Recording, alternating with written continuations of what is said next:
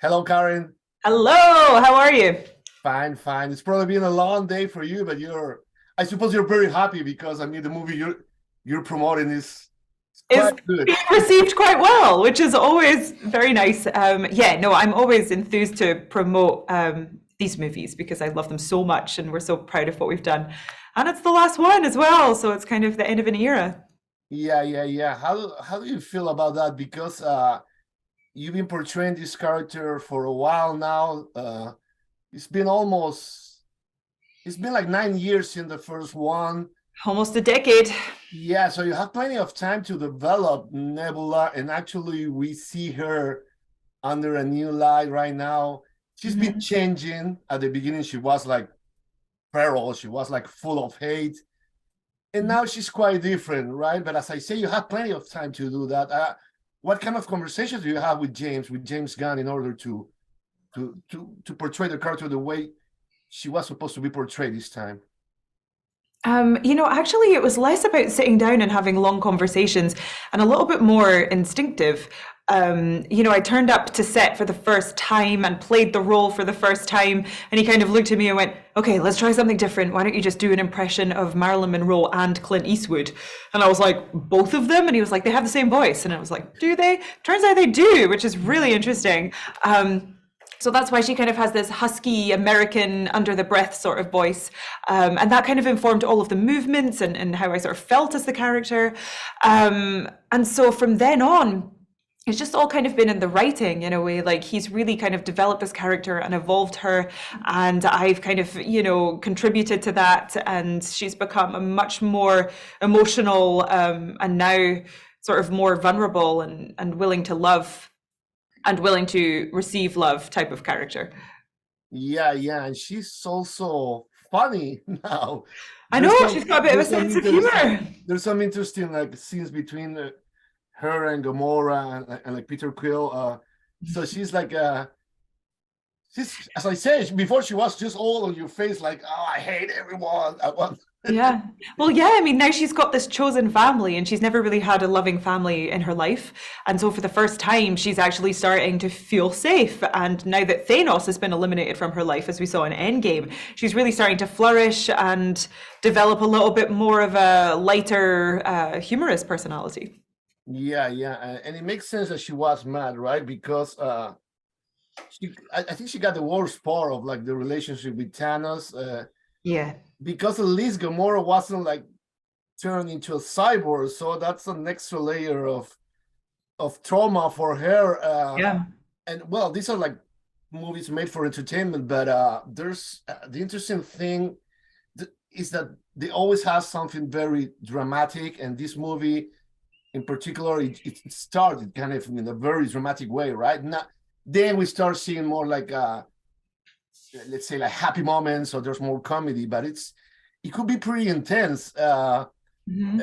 How how was working in that, and how is just like changing the tone in the middle of the same story for you as an actress? I think for me, it was quite exciting to get to grab onto something that's a little more on the intense side. And the brilliant thing about James Gunn's writing is that he will hit you with all the emotions, and then a second later, you're going to find yourself laughing at something. At just the right second, when you think, oh, I'm crying. Oh, hold on, Drax has just done something funny. And so it's kind of been a really challenging, but like really fun roller coaster of emotions to kind of navigate. But that's what makes it so fun to watch. It's there's so many kind of twists and turns to it emotionally. And I know James has said that you're like completely different than the Nebula, than the old Nebula. Now the new Nebula is probably closer to you, but she's still tough, you Okay. know.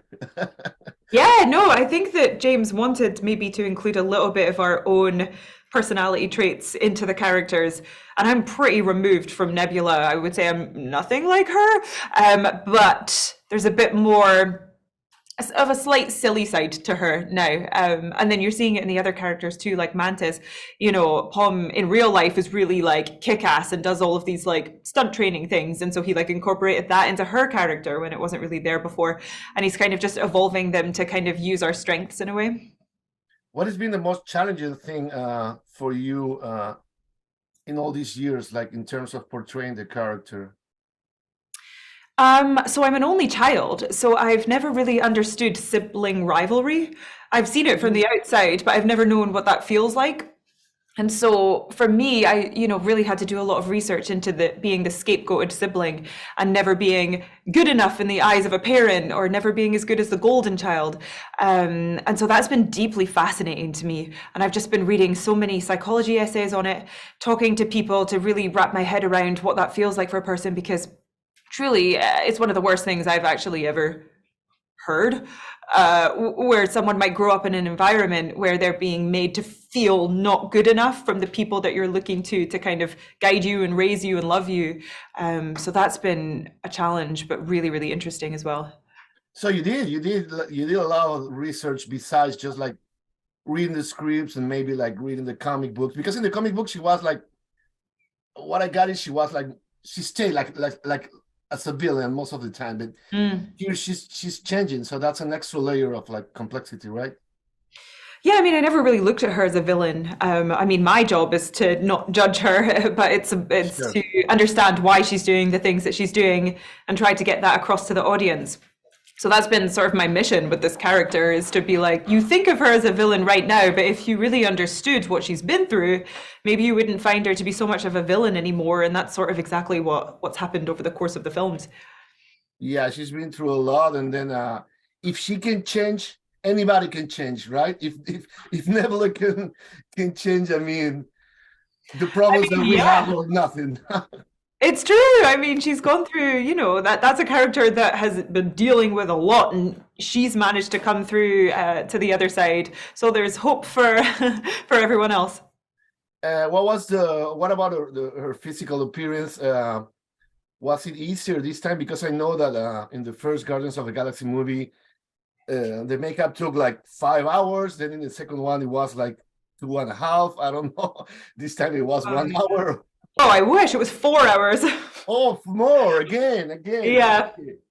No, it took 4 hours in the morning to get ready. I mean, I have hair now, so it was an hour to wrap the hair, all of this hair, under a bald cap, and then they would start the makeup.